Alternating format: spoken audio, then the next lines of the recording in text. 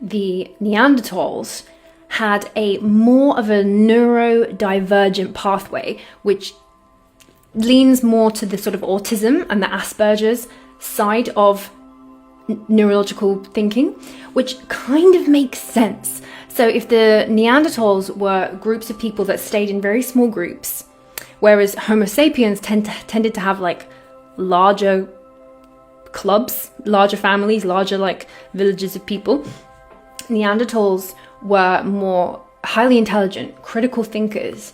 They were able to make some amazing tools. They were one of the first hominins to bury their dead. One study was saying they think that Neanderthals showed humans like how to bury their dead. That's cool. That's a cool fact to bring up at a party. So the autism link with Neanderthal DNA is super interesting. There was a study where they've taken the DNA and they've made kind of like a petri dish of Neanderthal brain stem cells. I don't even know. It sounds like something out of a sci-fi movie. I'm gonna link it below so you can do your research on it, because I might not relay this in the most scientifically correct way. But what I gathered from it was that in this dish, they are making the literal cells of Neanderthals, and they're seeing how they react to this and that. What this study said was that they were more closely aligned with the studies of children with autism. It was just very close.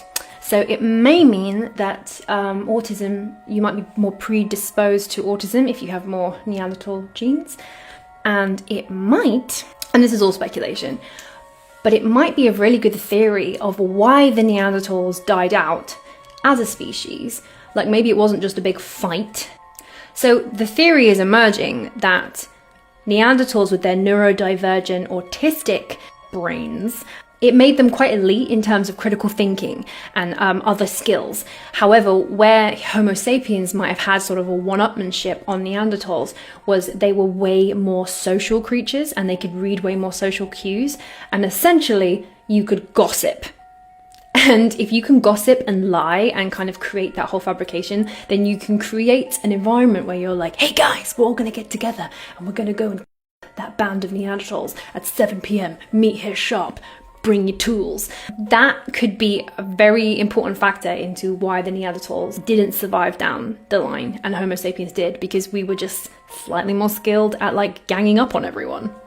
I mean, it makes sense. They have been able to find on fossilized Neanderthal skulls, they've been able to analyze like the tartar that's built up around the tooth that's been fossilized as well. So they can tell what these guys were eating. And they were eating like fruits and nuts, and they were also eating like big animals. They were also eating steamed, cooked oats.